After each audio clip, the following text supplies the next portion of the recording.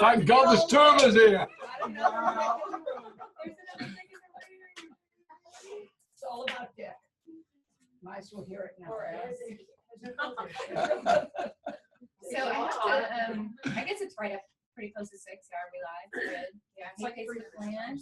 Hey, Zoom land. Thank you guys for coming and listening today. And I'd like to typically start with a little bit of an icebreaker because something really funny happened to me on the way here from Orange County, California to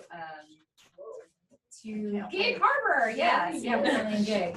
So my friend and I, Dana, were traveling together, and we go through the TSA line, and I had on a shirt that had a lot of bling on it, right? So it goes off, right? You go through the screening, and the thing goes off.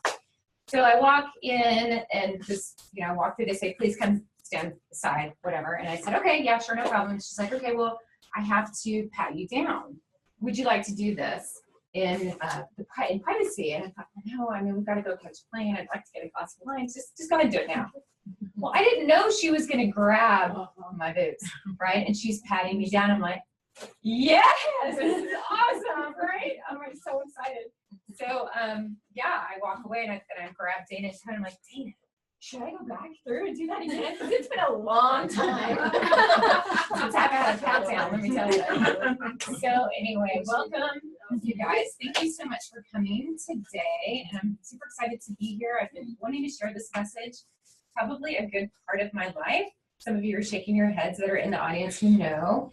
I'm here to talk about sex and love and dating dicks. Yes, yes. So again, I want to thank Rhonda. Rhonda! She's back. She's back in the back. I'll say it now. I want to thank her for opening up the space for me to share information and for being able to stream this live, which I'm really excited about too.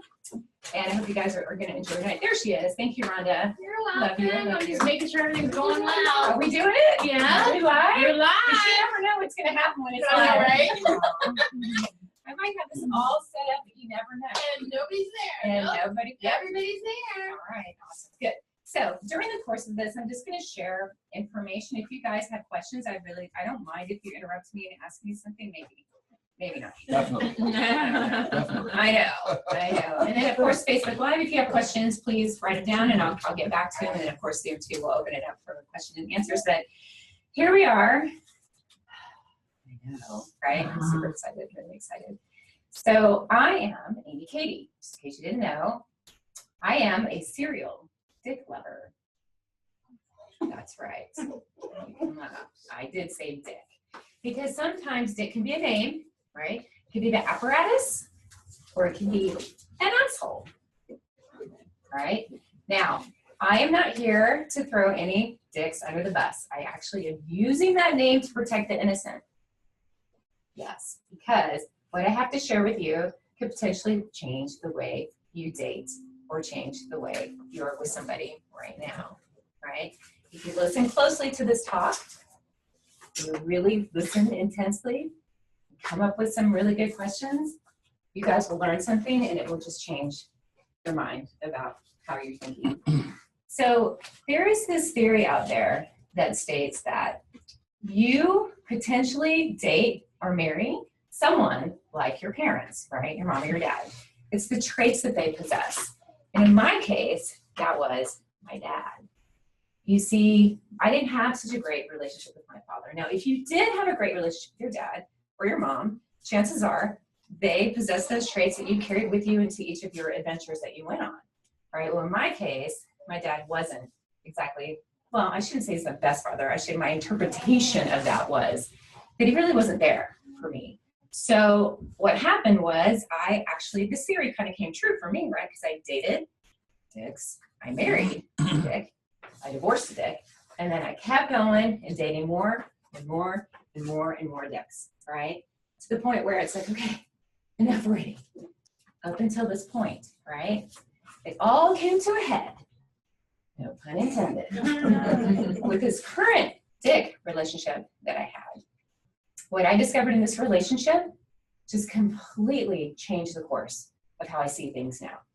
Our relationship brought something up in me that I wish I'd known and learned about years ago so that I could have avoided all the habits, all the patterns, all the pain, all the suffering, all the torture. Do you know what I'm talking about?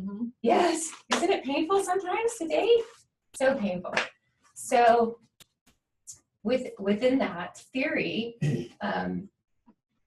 you will definitely learn potentially what, I say what not to do, and what you can do to help avoid that pain and that suffering, and to maybe change the dick name to something more pleasant than it is. So in this theory, you essentially learn your first feeling of love, or your first time that you fall in love, is with your parents. Did you guys know that? Do you kind of like get that idea? So what that does is, and I explained about the relationships, but the relationships, the traits that my father held, and I'll kind of go through some of it because it is my perception of it. He was sort of this absentee father, right? And I didn't really feel loved from him. He worked all the time, and I didn't get the love and attention that I needed from him. Why did I look at you for that? I don't know about that. I'm not looking for anything, trust me. I'm not looking for anything. But it sort of set the standard. He was a very intimidating person to me.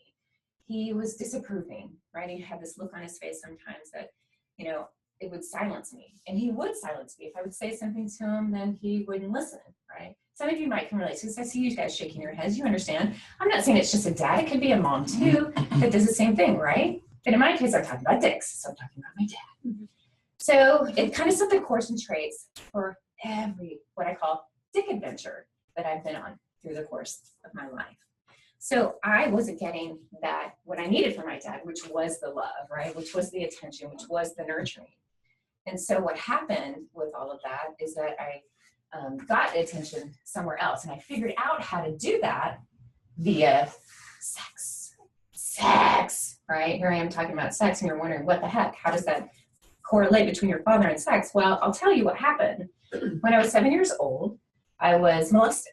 My best friend, I would go over to her house, and her brother would take me into his room and do the deed, right? And, you know, as horrific as that sounds, and I'm 7-year-old and I'm not really understanding what's going on at this time, when I go home and I tell my parents about it, they don't listen, right? They don't believe me. They're not really going to do anything about this. So as you can imagine, as a 7-year-old, I'm sitting there going, what am I supposed to do? I don't really understand. I know that this doesn't feel right. I know this isn't right. It feels wrong. But my parents aren't doing anything about this, right? So guess what I do? I go back, right? Nobody's doing anything. My best friend invites me over again and again, and the same act happens. And the difference is here is I was getting the attention from this person. But this attention actually was because he invited friends and his brothers to watch the act. So I'm here, this is happening, I'm having people watch, I see that I'm getting this attention, and I equate it to love, right? I go home, and I'm not getting it at home. But I realized as I got older that it was a way that I could be in control and feel that love, right? Love, sex, that's what it was. That's all it was, honestly. So when I say that it set the standard, and then depending on my father, and that didn't happen, I just ended up manipulating, right, into all these relationships that I was in. I thought sex was the way to a man's heart, to a dick's heart, right? So when it didn't come to fruition the way I wanted it to, right, well, why would it, now that I understand that now, but I'll explain that a little bit later, I go into sort of this punish mode, punishing them, because they weren't receptive to what I was giving to them, right, and bringing to them. Because what I understood was, well, the way to get attention was through sex, right? The way to get love was through sex. So I would go and do these punishing ceremonies, right, these energetically, and I'm smiling at it because it is what it is. I would do these energetic punishing things and have these like FU ceremonies to these guys. And I'd go running around dancing and saying all these things to these dudes, and they didn't know I was doing this, right? So I'm in my house having this FU fuck fest ceremony, right, jumping around and going crazy. But who is it really punishing? They don't know I'm doing that, right? It's me. I'm punishing myself. I'm pulling in all this negative energy, not really understanding why. Why is this happening, right? So what do? what in the world do? You stop doing that. You stop punishing. And then you try to figure out what's happening. I think one of the things that came to me recently was with all this punishing and negative behavior, my father kind of gave me my identity, right? I was defined by them, my parents, right? And I'm not saying that they're wrong in this. I have to understand that there's more to it than that. In my mind, I'm thinking they're the problem. They're the ones that are making me feel this way. They're doing all these things. I'm the victim in here, right? I'm the one that was molested. I'm the one that's not having successful relationships. I'm beating myself up, and I'm having these punishing ceremonies for these dudes, right? And really, it's more punishing for me. Somebody asked me one time, who are you, right? Who are you? And I didn't know, right? Well, I was kind of embarrassed to say who I was. I was sort of this person that's this mealy mouse locked in a cage, and I don't really have a voice because when I do speak up, I get shut down. And these guys are not receptive to me and what I have to offer and my sex, so to speak. So who am I exactly? Well, what happened with that, as I kind of worked through some of this pain and suffering, I would come upon tons of images.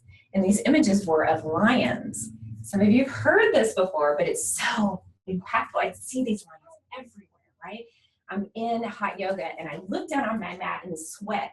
There's an image of a lion, and then on the mirror is a what do you call it? Steam of some sort of a lion. And I'd go see pictures on Facebook, and friends would send me pictures because I'm talking about this. What is this? What is this? I was in Starbucks the other day, and the music that they were piping in to the building was the Lion King, right? I'm like, what is going on with this? I've got to ask somebody. So I go to therapy, right? Shocker. And I asked this guy, what is this? What is this image of a lion that keeps coming to me? And he said, you know what? I see you as a mouse inside this cage, right? I see you as not the lion that you are. You need to grow into that lion. Step out of that cage and speak your truth. Speak, talk. Stop beating yourself up and doing this. And it was so funny. I came out of there and went, oh my gosh, that's great. I went home. Of course, we go on Facebook because that's what we do these days with social media. And I happen to be in bed, and I go to this Facebook fan page, and it's called Goalcast, Goalcast. If you ever get a chance to go on it, do. There's tons of motivational, like stars are telling their stories, and it's a motivational thing. And I come across this video, and it's called King of the Jungle, and it's Christopher Walken. Beautiful, right?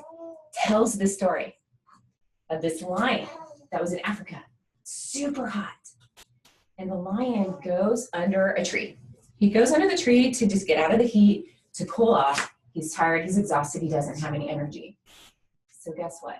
The kingdom gets wind of the lion is out of commission. He's sitting under this tree under the hill. So these lions, other lions, decide to come up and check it out. So they go up to him and they're nipping at his toes and they're bugging him and elbowing him. The lion does nothing. So the lions go back and they tell the other animals in the kingdom. So the lioness decides that she's going to try her hand at getting a rise out of the lion, and sneaks over to the lion and just butts its head and tries to be really sexy and nips at its toes and does her thing. The lion does nothing, stays there. She leaves. She goes back and she spreads the word. Now, the lower food chain animals, the hyenas and the jackals, get wind of this lion. They go find the lion, they bark at it, they laugh at it. They're nipping at its toes. You think the lion would do something? Nothing. They couldn't get a rise out of this lion. They go back. And then one day, that lion decides to get up and tears through the kingdom and eats everything in sight. Because sometimes you have to show everybody who you are. That lion came back into the play to let everybody know I'm in charge. And I almost fell out of my bed and went, yes, that's me. I'm stepping back in. I'm stepping out of my cage and I'm stepping back into my power. And I live by this. I live by this one statement. And it's high intention, low attachment.